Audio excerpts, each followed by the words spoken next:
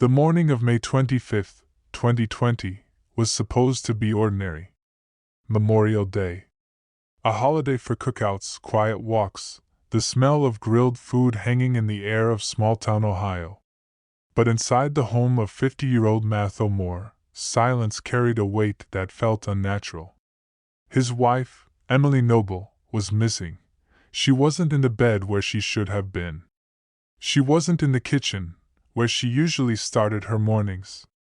Her purse, her keys, her phone, all of it sat untouched, waiting for her return.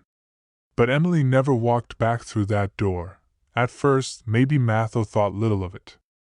Emily loved the outdoors. She had a habit of early morning walks, the kind of exercise that brought her peace.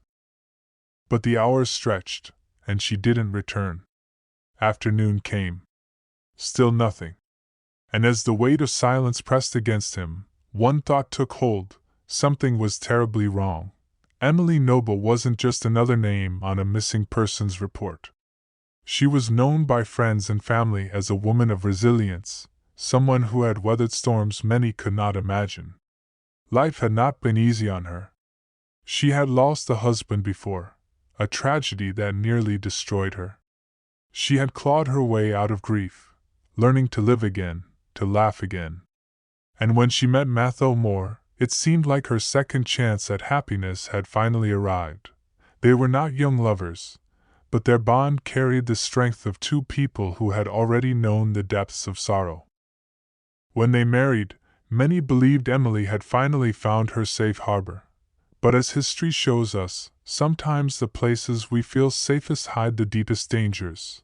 On May 24th, the night before Emily vanished, she had celebrated her 52nd birthday. Dinner, drinks, the comfort of home. There was nothing outwardly unusual.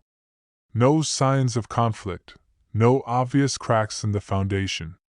Just an ordinary evening, or so it seemed. By dawn, the illusion of normality had shattered. Emily was gone. Matthew Moore called the police. His voice, to some, carried the weight of panic. To others, it sounded rehearsed. He told detectives he had gone to bed with his wife the night before. When he woke, she was gone. No argument, no indication she planned to leave. Just silence. The officers who responded noted the ordinary details of the home. Nothing overturned, no sign of struggle. And yet their instincts told them this case would not be simple. When an adult disappears, leaving behind wallet, phone, car, the explanations narrow quickly. And the statistics? They pointed to one possibility detectives could not ignore. When a woman vanishes, the first place investigators look is the person closest to her. The husband. The search began immediately. Friends and neighbors volunteered, combing wooded trails, calling out her name into the trees. Emily! Emily, can you hear us? Dogs were brought in, sniffing the air, pressing noses to dirt in search of her scent. At times, they seemed to catch a trail, only for it to dissolve into nothing.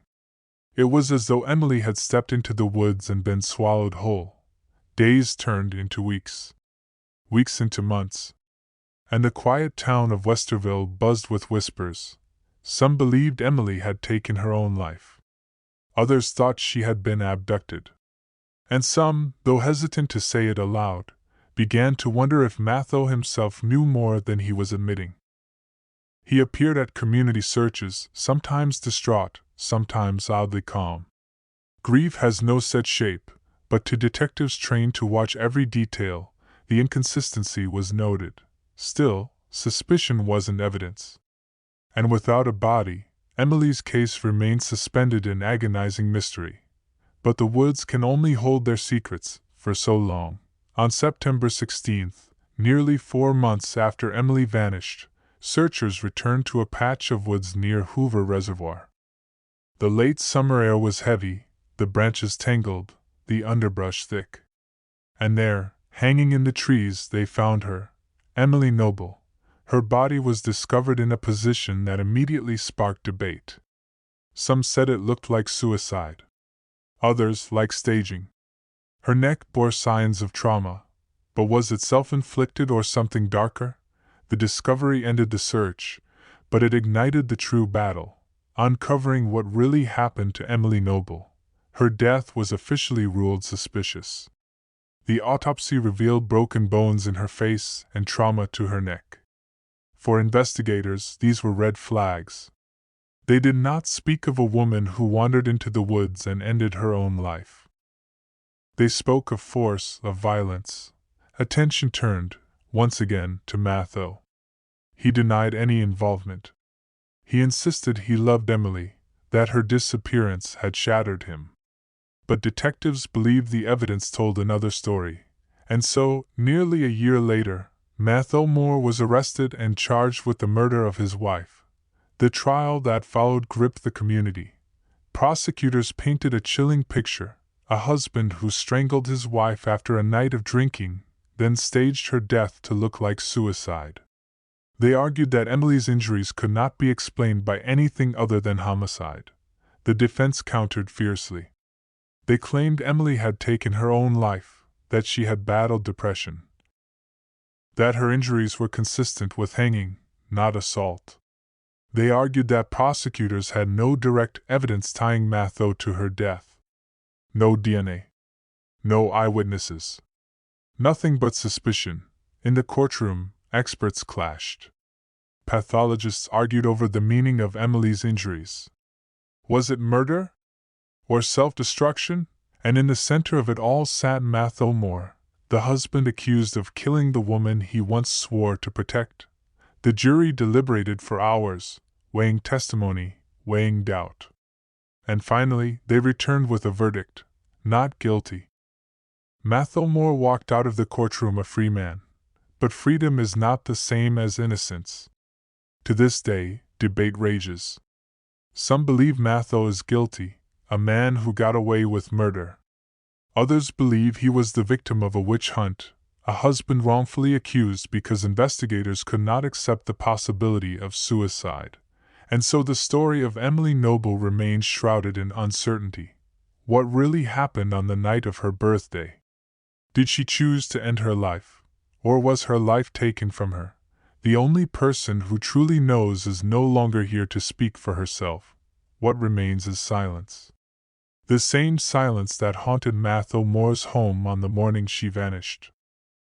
The same silence that fills the woods where she was found. The same silence that lingers in the hearts of those still searching for answers. This is the story of Emily Noble. A story of love, loss, suspicion, and the fine line between truth and shadows. A story that reminds us that sometimes justice is not about certainty, but about what can, and cannot, be proven. And in that space, between truth and doubt, between guilt and innocence, we are left with a question that may never be answered: what really happened to Emily Noble? If you can answer this question or you want to know what happened, subscribe to Crime Chronicles for answers and don't forget to like our video.